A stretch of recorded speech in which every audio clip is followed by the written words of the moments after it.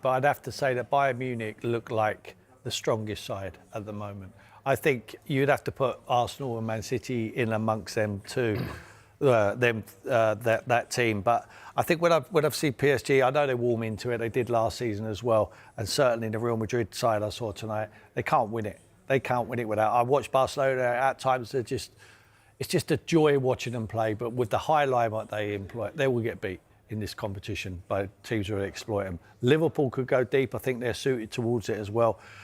The English teams want to stay clear of each other because they know, I think they have the evidence of what we saw tonight. You have more chance of beating, the teams from Spain, and the Italian side scraped through as well. Certainly Atlanta tonight. We don't know what's going to happen with that Galatasaray and Juve thing. I've got my eye close on that one. Maybe Tottenham could draw them, Athletic as well, go through. So, yeah, I would say they're right up there with a chance to win it, the English teams. But I think Bayern Munich just look irresistible at the moment. You share that view, Lee? I've said Arsenal. I feel like Arsenal they've got an equipped squad to really go and push on this season. I couldn't say that. No, you couldn't say that, but I'll say it. I've said this. I feel that Arsenal can go and win trophies this season, and I think looking at the sides that I've watched up to now, I think Arsenal are equipped. But when we get to these sort of final stages of the competition, this is where the big clubs really step up and perform. This is where Arsenal, I feel that they've got the squad depth. It's whether they have got, the sort of, I don't know what word I'm looking for. Whether they've got that calibre of squad nous. Yeah, nous. Yeah, cheers, Dams. No, but it's massive in these competitions because people don't understand playing in Europe and playing in the domestic leagues. It's completely different. Yeah. There's a lot at stake. So that's the only reason I'd probably say that Arsenal might fail. But I do think they're strong enough to really go and compete this season. Brilliant stuff. stuff. A lot of it is to do with the setup. Now, Jamie also criticised Spurs conceding goals from range, and they have. No team has conceded more goals from outside the box this season than Spurs. Another one came over the weekend against Arsenal. They're on 9 goals there alongside Nottingham Forest and Wolves, who are also very much in that relegation fight alongside Spurs, you have to say now. Over the last 10 Premier League games, Spurs have been outrun by opponents on 9 occasions. Guess which one of these 10 games they actually won? Yep, that's Palace away, where they actually outrun their opponent by almost 2 kilometres against Oliver Glasner's side. Now, generally, things to think about here when we're talking about distance covered, teams run less when they have the ball. So the question then is, did Spurs dominate possession in any of these games? We'll take the Arsenal game for an example there. Spurs only had 39% of the ball, so you would expect Arsenal to have run less, but actually Arsenal ran more, 4.29 kilometres more than Spurs.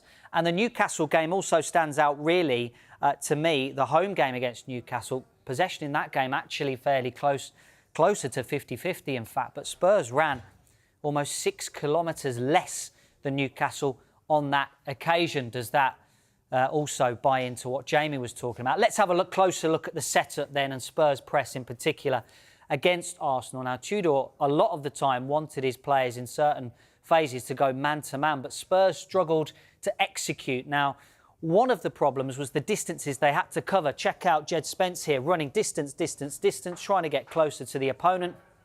The ball goes long over the top as Mickey van der Ven had to shuffle across to pick up Bukayo Saka, and it almost created an opportunity for Arsenal.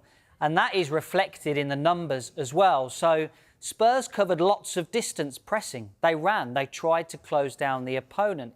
They covered 2.8 kilometres as a team pressing. That ranks 6th out of all the Spurs games. So 6th out of 27 games for Spurs in this Premier League season. It was also in their top 3 for sprinting presses. So when the players were running to try and close down the opponent, they were at a sprinting pace. But again, is that down to those large distances they have to cover? They've got to run hard to even get close to the opponent. And when we talk about a coordinated press, that's a team press in this situation. That's defined as 2 or more players closing down an opposition player. So that's defined as a team press. That was 9th out of 27 games. They did that on 33 occasions. So it was supposed to be a coordinated press, but was that really the response that Igor Tudor got? And when they did eventually get close to the opponent, they couldn't create a turnover. So this is team pressing, creating turnovers. Just 24.2% of the time they managed to regain the ball. And that ranks 21st out of 27 games for Spurs this season. So I guess the question is, was it a failure of the plan from Igor Tudor or failure? The ultimate European debate is here. Arsenal FC or FC Bayern Munich? Who wins the UEFA Champions League? Exploding head fire, it's a clash between rising dominance and proven European royalty. One is chasing history, the other is built on it. Arsenal bring energy, tactical structure, and serious squad depth. They've looked fearless against top opposition, controlling games with intensity and precision. This feels like a team that believes its moment has finally arrived on the biggest stage. But Bayern Munich are different. They don't just compete in the Champions League, they own nights like these. Experience, composure, and a ruthless winning mentality make them one of the most dangerous teams in Europe when the pressure hits. The key battle could come down to mentality. Can Arsenal handle the weight of expectation and break their European curse? Or will Bayern's history and big game pedigree prove too strong once again? One thing is certain. If these two collide, it won't just be a match, it'll be a statement. A defining moment. A European classic waiting to happen.